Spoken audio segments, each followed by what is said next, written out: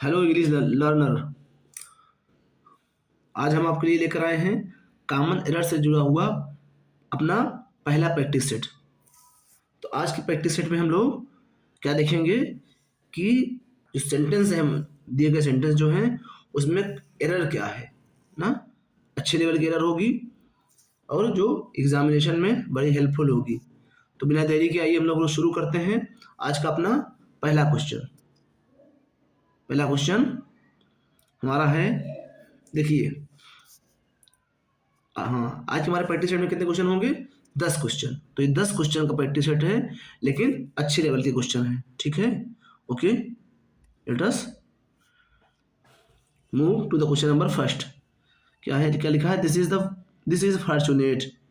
क्या है? This is fortunate but still a reality that poverty and development goes hand in hand. तो क्या कह रहा है सेंटेंस? कह ये रहा है कि यह दिस इज फॉर्चुनेट, यह भाग्य की बात है ना। क्या है ये भाग्य की बात है। क्या कह रहा है? बट लेकिन स्टिल अभी भी एक वास्तविकता है। ये एक वास्तविकता है कि जो गरीबी है और जो डेवलपमेंट है, जो विकास है, गोज हैंड इन हैंड, दोनों साथ ही साथ चलते हैं। तो सेंटेंस ये कहना चाहता है कि गरीबी और विकास साथ ही साथ चलते हैं। कहने का मतलब गरीबी में भी या परेशानी में भी आपका विकास होता रहता है। तो आपको सेंटेंस में बताना क्या है आपको, एरर, गलती क्या है सेंटेंस में। तो क्या है, देखिए, हमारा सब्जेक्ट पहली क्लास का क्या है? Subject this. दिस सब्जेक्ट है, इसकी वर्ब क्या है? सब्जेक्ट वर्ब लिखेंगे हम लोग तो इज इसकी वर्ब है।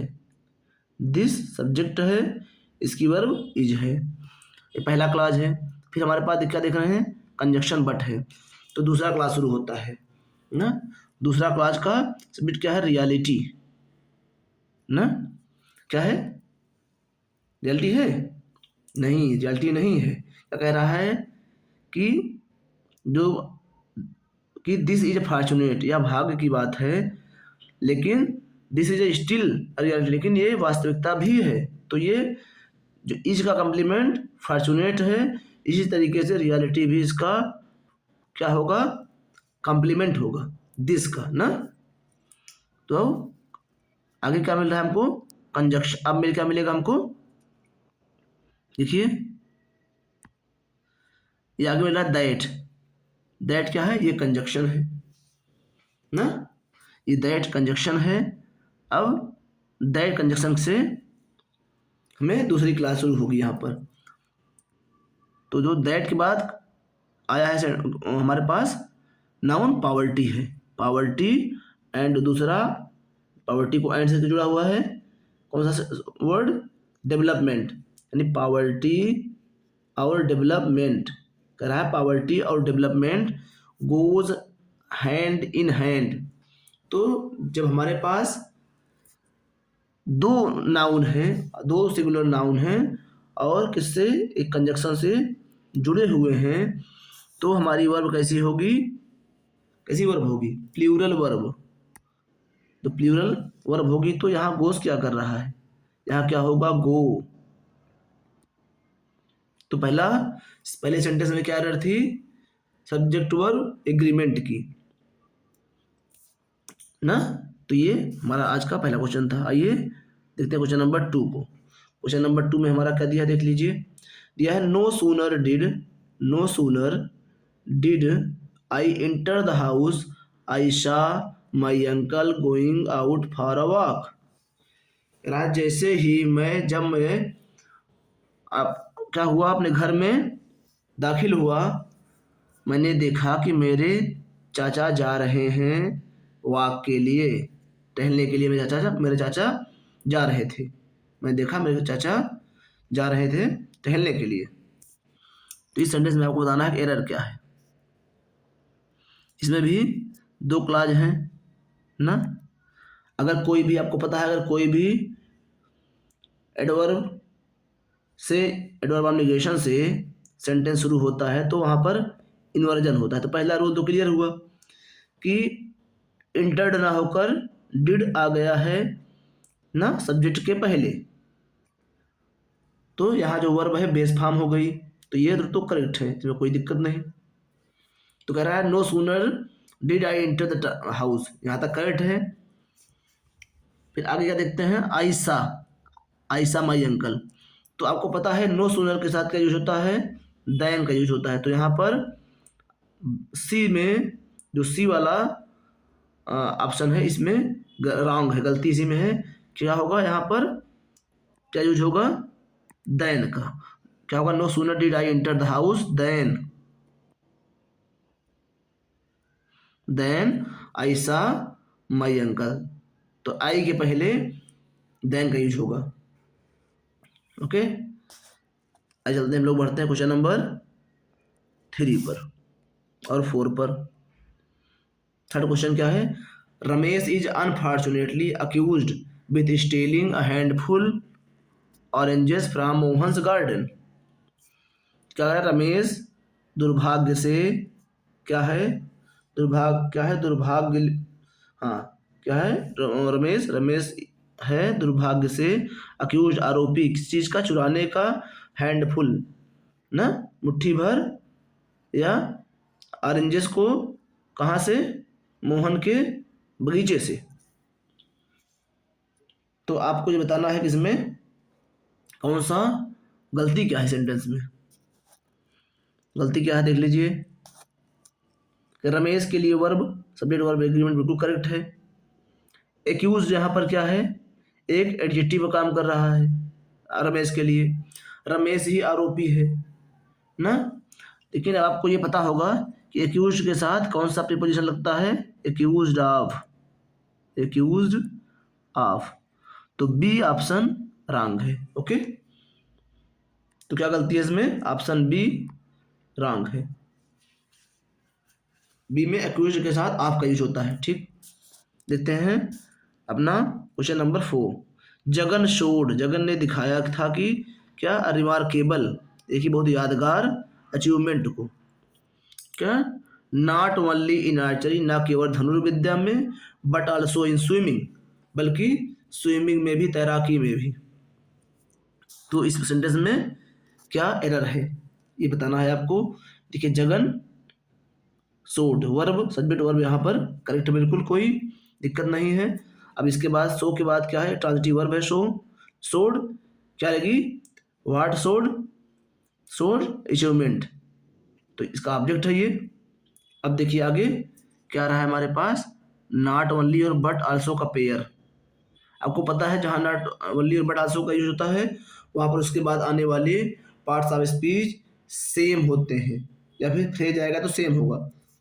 तो देख लीजिए यहाँ पर भी प्रीपोजिशन प्लस नाउन, यहाँ भी प्रीपोजिशन प्लस जिरंड, तो ये भी बिल्कुल करेक्ट है। तो इसमें गलती क्या है, पकड़ लिए होंगे आप लोग कि गलती ऑप्शन बी में है। तो क्या गलती है, गलती है कि रिमार्केबल अचीवमेंट के पहले यहाँ पर अरिमार्केबल अचीवमेंट यूज होगा, क्योंकि अचीवमेंट एक काउंटेबल नाउन है, कॉमन नाउन है, तो इसके पहले एक यूज होगा। ठीक, बढ़ते हैं हम लोग क्वेश्चन नंबर 5 और 6 पर। हमारा 5 नंबर क्वेश्चन क्या कह रहा है, कह रहा है अ वैरायटी ऑफ मैंगो, एक जो वैरायटी थी, प्रकार था, किस्म थी, किसकी, आम की, वो प्रोड्यूस्ड की गई थी इन आवर कंट्री में, इज टेस्टी एज, का no variety of mango produced in our country is as tasty as this variety ना। कह रहा है कोई भी वैरायटी आम की उतनी टेस्टी नहीं है जितने की इस वैरायटी की है। तो इसमें क्या रॉन्ग है, सोच लीजिए आप कि गलती क्या है सेंटेंस में।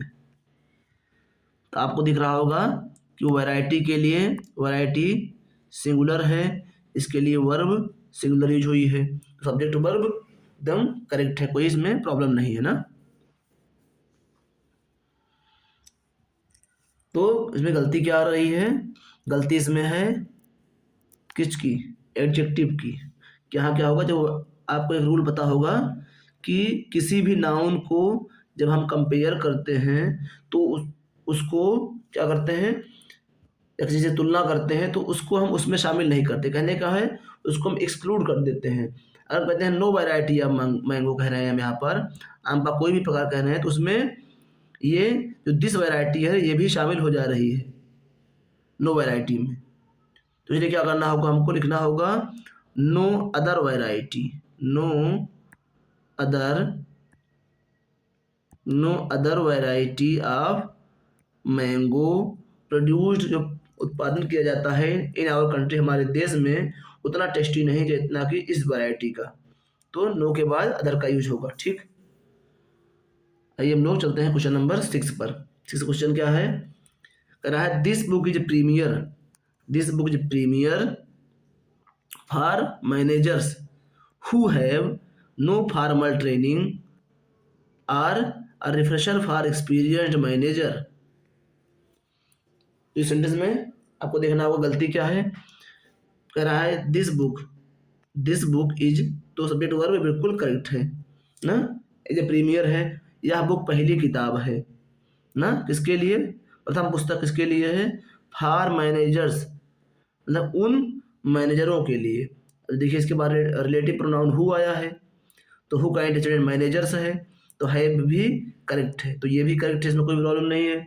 कह रहा है यह बुक जो है पहली किताब है मैनेजरों के लिए, हु हैव, वो जो हैव किए, क्या किए हैं, नो फॉर्मल ट्रेनिंग, जो कोई फॉर्मल ट्रेनिंग नहीं लिए उनके लिए क्या है ये बुक प्रीमियर पहली बुक होगी। फिर आगे क्या कह रहा है, आर रिफ्रेशर, कह रहा or a refresher for experienced manager, कह रहा अथवा रिफ्रेशर होगी फॉर एक्सपीरियंस मैनेजर के लिए। तो इसमें क्या आपको गलती समझ में आई, गलती ये है कि इसमें जो आर दिया है कंजक्शन, यहाँ आर ना होकर एंड होगा। क्यों होगा, यहाँ पर एंड क्यों होगा, इसलिए कह बुक ये सेंटेंस ये कह रहा है यह जो किताब है पहली किताब तो है उन मैनेजर के लिए जिन्होंने ट्रेनिंग नहीं ली है, लेकिन आगे क्या कह रहा है, और क्या है, यही किताब जो है जो प्रीमियम है यहीं पर, यही किताब यहाँ पर क्या है, रिफ्रेशर भी है। This book is a refresher, यही किताब एक रिफ्रेशर है एक्सपीरियंस्ड मैनेजर के लिए। कहने का मतलब ये है ये किताब पहली किताब है उन मैनेजरों के लिए जिन्होंने ट्रेनिंग नहीं ली है, लेकिन यही किताब क्या है, एक रिफ्रेशर है, पुनः ताजगी लाएगी उन लोगों के लिए जो वो मैनेजरों के लिए जो अनुभवी हैं। ठीक, तो यहाँ पर कौन सा ऑप्शन करेक्ट होगा, सी में गलती है। ठीक, आइए हम लोग देखते हैं क्वेश्चन नंबर 7। क्वेश्चन नंबर 7 क्या है कि you would have certainly completed the work in the allotted time had you planned it properly। आपको बताना है सेंटेंस में एरर क्या है। थर्ड कंडीशनल वाला आपका सेंटेंस है, कंडीशनल सेंटेंस है, थर्ड कंडीशनल का यूज हुआ है। कहा है you would have certainly completed, आप निश्चित तौर पर पूरा कर लिए होते, क्या, वर्क को, काम को, कब, इन अलॉटेड टाइम, दिए गए समय में, had you plan it properly, यदि आप अच्छे से प्लान किए होते। तो गलती क्या इसमें है, इसमें गलती है प्रीपोजिशन की। कौन सा प्रीपोजिशन, इन का ना यूज होकर यहाँ पर क्या यूज होगा, विदिन, विथिन ना, विथिन क्यों यूज होगा कि जो इन है इसका यूज किया जाता है एट द एंड ऑफ, यानी अंत तक, और विथिन का यूज होता है उसके अंदर। तो कह रहा है वो क्या कह रहा है कि we you would have certainly completed, आप निश्चित तौर पर इसे पूरा कर लिए होते, क्या, द वर्क, काम को, विथिन द अलॉटेड टाइम, दिए हुए जो दिया हुआ समय था उसके अंदर, यदि आप प्लान किए होते अच्छी तरीके से। इनका मतलब है लास्ट में ना, एट द लास्ट मोमेंट, जो जैसे मान लीजिए आपको 1 महीने का समय दिया जाता है तो 30 डे, और विथिन का मतलब क्या होता है उसके अंदर, यानी 15 डे, 16 डे, 20 डे, 25 डे, ऐसे टाइम पर, ना कि 30 डे, लास्ट डे को ना होकर उसके अंदर। ठीक, देखते हैं हम लोग क्वेश्चन नंबर 8 को। क्वेश्चन नंबर 8 हमारा क्या है, पढ़िए। नो बुक गिव्स, कोई भी किताब नहीं देती है, द डिस्क्रिप्शन, वर्णन को, किसको, आप ह्यूमन एनाटॉमी को, हाँ, मानव की जो एनाटॉमी है उसको, इन सच डिटेल में, इस प्रकार के डिटेल में, एज दिस बुक, जैसे कि यह किताब देती है। तो क्या होगा, वही इसके पहले जो हमने क्वेश्चन किया था लगभग वैसा क्वेश्चन है कि अगर हम कहते हैं नो बुक, तो नो बुक में जो दिस बुक है ये भी शामिल हो जा रही है, इसको हमको शामिल नहीं करना है, तो क्या करना, लिखना होगा no other book, no other book, no other book gives, कोई भी अन्य किताब नहीं देती है, क्या देती है, डिस्क्रिप्शन, वर्णन को, किसका, ह्यूमन एनाटॉमी का, इन सच डिटेल एज दिस बुक, तो ए ऑप्शन करेक्ट होगा। ओके, देखते हैं क्वेश्चन नंबर 9 को। द प्रोग्राम, जो प्रोग्राम है कह रहा है एम्फसाइजेज, जोर देता है, विथ मॉनिटरिंग, मॉनिटरिंग करने का, किसको, पीपल को, लोगों को, टू टेक रिस्क, लेने के, जो ऐसे लोग जो रिस्क ले रहे हैं, एंड टू एक्ट, और काम कर रहे हैं, इन मोर एंटरप्रेन्योरियल वे, जो एक बहुत ही किस तरीके से, और जो बिजनेसमैन होते हैं जो उस तरीके से काम करने वाले लोग हैं, उनको मॉनिटरिंग करने की बात की जा रही है। तो अब सोच लीजिए कि इसमें गलती क्या है, पकड़िए गलती, कौन सी गलती है इसमें। आपको पता है कि जो वर्ब है एम्फसाइज, एम्फसाइज एक ट्रांजिटिव वर्ब है, ये अपने बाद कोई प्रीपोजिशन नहीं लेती है, ठीक। एम्फसाइज के बाद डायरेक्ट ऑब्जेक्ट होना चाहिए। तो क्या होगा, the programme emphasises monitoring, programme जोर देता है मॉनिटरिंग करने पर, किसको, लोगों को जो रिस्क लेते हैं और काम करते हैं एक एंटरप्रेन्योरियल वे में, ठीक। तो ऑप्शन कौन सा इसमें गलत होगा, बी, बी में करेक्शन होगा। और एक चीज और आपको बता देते हैं, एक बड़ा इंपॉर्टेंट वर्ड आ गया है, एंटरप्रेन्योरियल, एंटरप्रेन्योरियल, तो होता है इसका, क्या आता है, इसका करेक्ट स्पेलिंग आती है एग्जामिनेशन में, क्या होता है इसका, ENTREPRENEU ना, एंटरप्रेन्योर भी आता है, NEURE, एंटरप्रेन्योर, तो इसकी स्पेलिंग भी देख लीजिएगा। देखते हैं हम क्वेश्चन नंबर, आज का अपना लास्ट क्वेश्चन, क्वेश्चन नंबर 10। तो क्वेश्चन क्या है, आई टोल्ड हिम, मैंने कहा था उनसे, टू रेस्ट, कि और आराम करें, फॉर व्हाइल, कुछ मिनट के लिए, मतलब कुछ समय के लिए, एज ही वॉज वर्किंग, क्योंकि वह काम कर रहे थे, विदाउट ब्रेक, बिना किसी रुकावट के, सिंस मॉर्निंग, सुबह से। तो इस सेंटेंस में एरर क्या है बताइए आप लोग। ये तो है ना कि वर्ब पास्ट है, तो आने वाली वर्ब भी पास्ट में चलेगी, अगर यूनिवर्सल ट्रुथ नहीं होगा तो पास्ट में ये भी है।